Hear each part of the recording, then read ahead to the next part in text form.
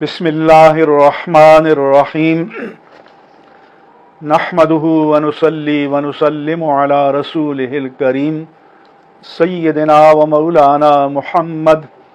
وعلی آلہ وصحبہ اجمعین۔ ناظرین کرام، عید الاضحیٰ کے مبارک ایام ہیں اور ان مبارک ایام میں سیدنا ابراہیم علیہ السلام اور خاتم النبیین سیدنا محمد الرسول اللہ صلی اللہ علیہ وآلہ وسلم کی سنت قربانی ادا کی جاتی ہے۔ اس لیے میں چاہتا ہوں کہ قربانی کو ذبح کرنے کا مسنون طریقہ کیا ہے آپ کی خدمت میں بیان کر دیا جائے۔ قربانی کے جانور کو پانی پلائیں، پھر اسے اس مقام پر لائیں جہاں اسے ذبح کیا جائے گا۔ جس چھری سے ذبح کیا جانا ہے اسے تیز کر دیں تاکہ ذبح کے وقت جانور کی تکلیف کم سے کم ہو۔ جانور کو قبلہ رخ کر کے بائیں پہلو پر لٹائیں اور پھر اسے ذبح کریں، اور ذبح کرنے سے پہلے یہ دعا پڑھے: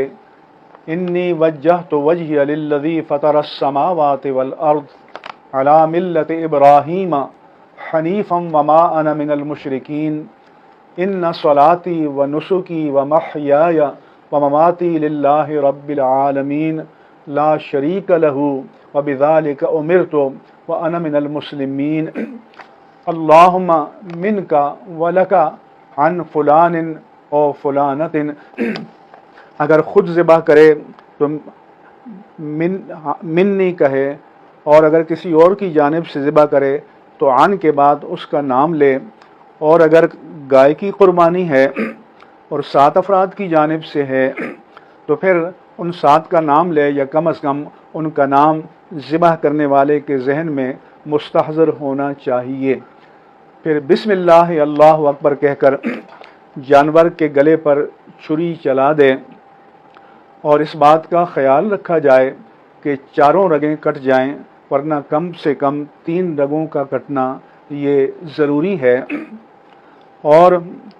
سر کو تن سے جدا نہ کریں۔ پھر یہ دعا مانگیں کہ اللہم تقبل منی او من فلان یا فلانت کما تقبلت من خلیلک ابراہیم و حبیبک محمد صلی اللہ تعالی علیہ وآلہ وسلم۔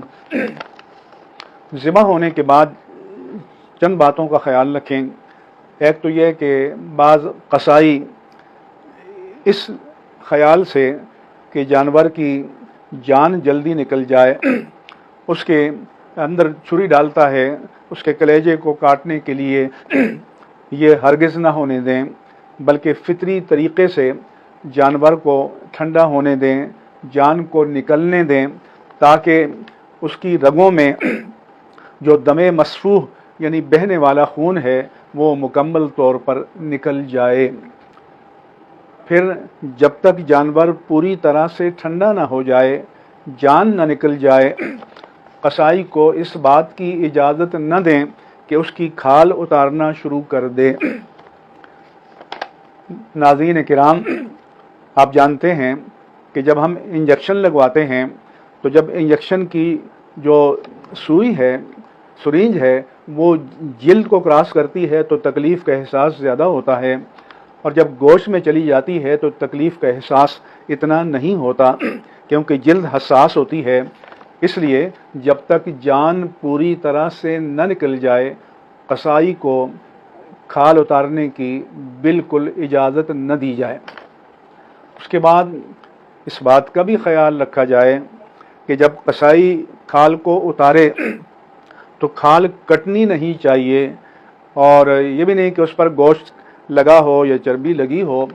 کیونکہ جب کھال کٹ جاتی ہے تو اس کی قیمت کم ہو جاتی ہے۔ آپ جس ادارے یا مستحق کو دینا چاہیں تو اسے اس کی پوری قیمت ملنی چاہیے۔ یہ جو بہنے والا خون ہے ذبح کے وقت، یہ حرام بھی ہے اور ناپاک بھی ہے۔ اس کے چھینٹے اگر بدن پر یا کپڑے پر لگ جائیں تو ان کو دھو لینا چاہیے اور صابن سے دھو لیں۔ اس کے بعد اگر اس کا دبا رہ جائے تو اس میں کوئی حرج نہیں ہے۔ جانور کا جو گوشت بنایا جاتا ہے تو اس پر جو خون ہوتا ہے وہ دم مسفوح یعنی بہنے والا خون نہیں ہوتا جو حرام اور ناپاک ہے، لہذا وہ اگر جسم پر یا کپڑے پر لگ جائے تو اس سے کپڑا ناپاک نہیں ہوتا۔ بہتر یہ ہے کہ گوشت اچھے طریقے سے بنایا جائے اور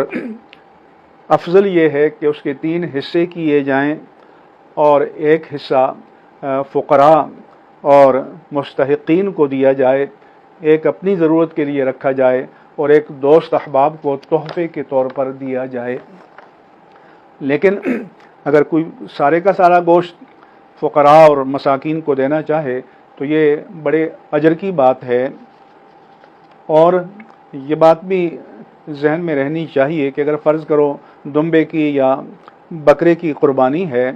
اور قربانی کرنے والا خاندان میں ایک ہے، اس کے 8-10 افراد ہیں، ان کی ضرورت زیادہ ہے، تو پھر وہ پورا گوشت بھی اپنی ضرورت کے مطابق اپنے گھر میں استعمال کر سکتے ہیں یا تہائی سے زیادہ بھی اپنی ضرورت کے مطابق اپنے گھر کے لیے رکھ سکتے ہیں۔ البتہ مہینوں تک اس کو اسٹاک کرنا یہ مستحسن بات نہیں ہے۔ اسی طرح سے جب آپ اس میں سے فقراء کو مستحقین کو دیں تو یہ نہیں ہے کہ چھیچھڑے اور چربی جمع کر کے دے دیں، بلکہ گوشت کی جتنی اقسام ہیں اس میں ان کو مکس کر دیں، مخلوط کر دیں، اور پھر جیسے اپنے لیے ہم اچھا گوشت پسند کرتے ہیں، بوٹیاں پسند کرتے ہیں، فقراء کو بھی اسی طرح سے دینا چاہیے تاکہ وہ خوش دلی سے کھائیں، خوش دلی سے لیں، اور پھر وہ اس گوشت کو پکا کر کھائیں تو آپ کے لیے دعائیں دیں۔ اللہ تبارک و تعالی سب قربانی کرنے والوں کی قربانی کو اپنی بارگاہ عالی میں مقبول، مأجور اور مشکور فرمائے، اور اللہ تبارک و تعالی ہماری عبادات میں اخلاص، للہیت اور تقرب کی نیت عطا فرمائے، کیونکہ جیسا کہ دعا میں پڑھا گیا ہے ان صلاتی و نسکی و محیای و مماتی للہ رب العالمین، اور بے شک میری نماز، میرا حج، میرا جینا اور میرا مرنا اللہ رب العالمین کے لیے ہے، اور فرمایا لن ینال اللہ لحومها ولا دماؤها ولکن ینالہ التقوی منکم، اللہ کی بارگاہ میں جانوروں کا گوشت یا جانوروں کا خون نہیں پہنچتا، بلکہ اس فعل قربانی کے پیچھے جو تقوی اور للہیت کا جذبہ کار فرما ہے تو اس پر اللہ تعالیٰ اجر سے اور ثواب سے نوازتا ہے۔ حدیث پاک میں ہے رسول اللہ صلی اللہ علیہ وآلہ وسلم نے فرمایا کہ ما عمل آدمی یوم النحر احب الی اللہ من احراق الدم، کہ ایام قربانی میں بندہ مومن کا کوئی بھی نیک عمل قربانی کی نیت سے جانور کا خون بہانے سے زیادہ اللہ کی بارگاہ میں محبوب نہیں ہے، اور یہ قربانی کا جانور اپنے سینگوں اور اپنے کھروں اور اپنے پورے وجود سمیت قیامت میں حاضر ہوگا۔ اور پھر فرمایا کہ وَإِنَّ الدَّمَ لَيَقَعُ مِنَ اللَّهِ بِمَكَانٍ قبل ان یقع بالارض، کہ قربانی کے جانور کا خون زمین پر گرنے سے پہلے اللہ کی بارگاہ میں قبولیت کو پا لیتا ہے۔ فَطِيبُوا بِهَا نَفْسًا، سو اے مومنو خوش دلی سے قربانی کیا کرو۔ اللہ تبارک و تعالی ہم سب کو جو صاحبان استطاعت ہیں قربانی کی توفیق عطا فرمائے، اور اللہ تعالی سب کی عبادت قربانی کو اپنی بارگاہ میں مقبول، مأجور اور مشکور فرمائے۔ آمین یا رب العالمین بجاہ سید المرسلین، وآخر دعوانا ان الحمد للہ رب العالمین.